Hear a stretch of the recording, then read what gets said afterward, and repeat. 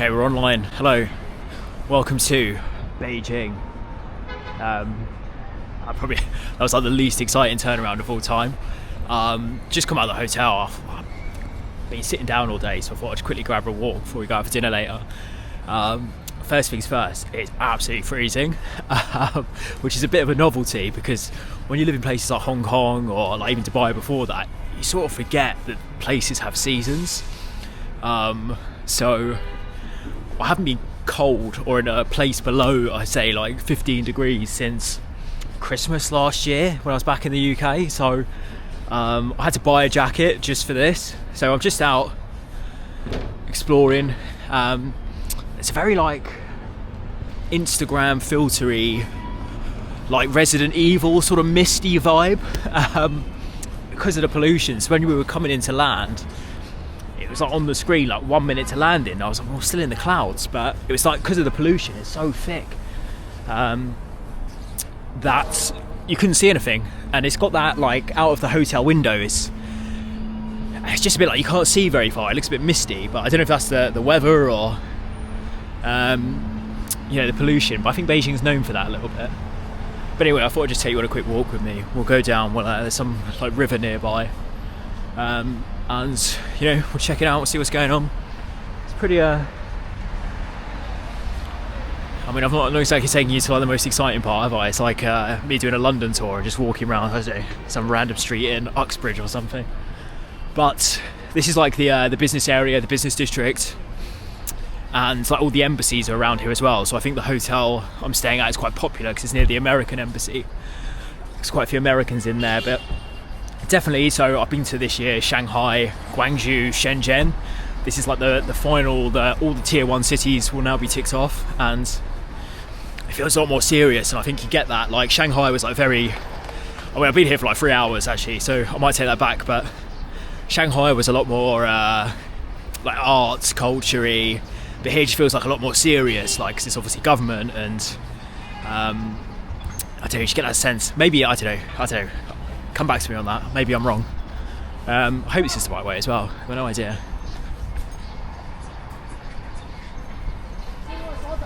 But yeah, let me just jump ahead a little bit. But yeah, same so far. Good impressions. Same as most of China. Super friendly people. It's just a cool place, and like I think when you come and see it for yourself, it dispels a lot of myths or like pre-held notions you might have. And I think for us as well, like someone who does business here, so this year, I mean Beijing's actually the one place we haven't done a deal. We've done Shanghai, Shenzhen and Guangzhou. I mean Shenzhen's 15 minutes away from Hong Kong, by the way. And I think it's a bit of respect to come to these places again and just sort of show your face. And we've actually got one client here who's given us a few jobs. So hopefully we can tick that off by the end of the year maybe. But yeah, it's just cool to come to as well. And like I said, like I think if you grow up in the West, you sort of, I think interestingly you're seeing it soften a little bit with you see the Trump talks, and recently like the perception of China. I think they're trying to, I don't really know where I'm going, but yeah, it's a bit of a softening, I feel like, in the relations, and a bit more respect for them. And it's, when you come here, like if you grow up, like I said, in the West, it's, what's this? The talk is very much like, us and them, really, isn't it?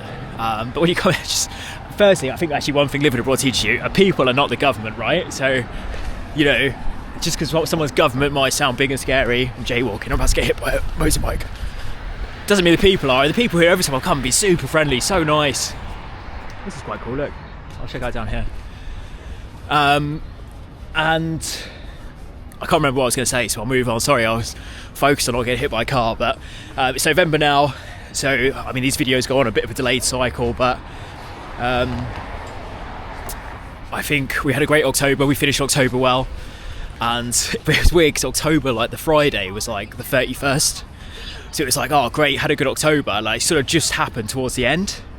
And then as soon as that happened, it was like the Saturday was November. So like that sales hamster wheel of like, oh, how's November going to look now is currently on my mind. And what's super important for us in Asia is that we have a great end to the year, because I think it's in a lot of people's nature sometimes, especially in sales and recruitment. I've seen it happen where you've had a good year, so Christmas is coming up, so you sort of take your foot off the pedal. But for us in Asia especially, it's quite important because we go back in January, have like a sort of, a few weeks of sort of getting back up and at it, and then it's Chinese New Year, which is like another full week off.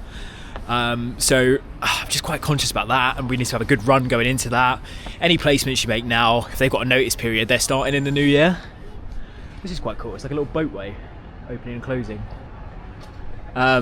So yeah, but it's like also it's been quite a long year, and I don't want to like sound dramatic and like I'm I'm not like a frontline paramedic or a police officer or anything important like a brain surgeon. I sit behind a desk and make phone calls, but it's been quite an intense year, right? Like moving countries, buying a business, and I just get the impression that a few members of staff are sort of being held together by duct tape at the minute because you're always online, and Christmas is the only real time that gets like universally respected as everyone's off. So just trying to manage that, but obviously like we need one last push because this is the last full calendar month because you don't work the whole of December because of Christmas. So it's sort of like every part of your body is saying, okay, you should start to wind down now. It's coming towards the end of the year, but then at the same time, you've got to try and train yourself to say, well, we need a really strong end to the year. So you've got to sort of put your foot on the pedal and just give whatever's left in the tank, knowing that there's a bit of a rest coming at the end of it. So yeah, but like I said, I'm here for holiday, so hoping to get like a little few days in that, firstly just away from the computer screen, which is massive. And go back and then just like absolutely hammer it, and just see this year and say, look, we left everything on the table. See, no matter what it ends up, we can say we gave it, as cheesy as it sounds, we gave it our everything. So yeah, that's where we're at. I'll keep walking. But yeah, next few days. So we've got a few little milestones as well coming up in November, and I don't really sort of qualify them as like measures of success. I think they're more vanity metrics really, especially the first one, but I think it's still something that's quite important to I suppose like if you don't celebrate the small wins, like what can you celebrate? But I'm about to hit 100,000 followers on LinkedIn, which is, again, don't really like the platform, I don't really think it's that useful, but from a social perspective, but that's quite cool, sort of like be able to say that. It's like a bit of credibility at the very least. And on our newsletter, it's about to hit 25,000 subs, which I think is far more impressive because that's completely organic, no paid. And that is a real passion project of mine. And I think that is, quite a big achievement. And shows that we're onto something a little bit, because that's quite a high number. If you think like, I think it's easier to follow someone on LinkedIn than it is to get their email, keep them week in, week out when it's going directly to their inbox. So that's two sort of mini achievements. We've got lots of jobs on, which is good, but they're all sort of at early stages. So it's like, okay, can we like get this moving quick enough? But yeah, look, that's the game.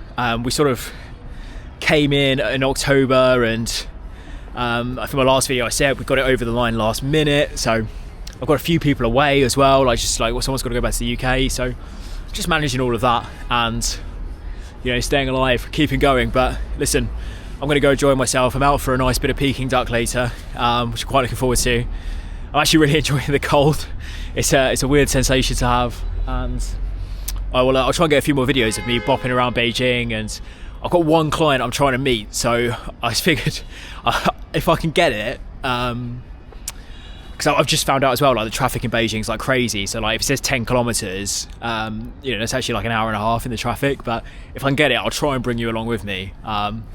So I'll let you know how that goes. But all right, I'll catch you all in a bit.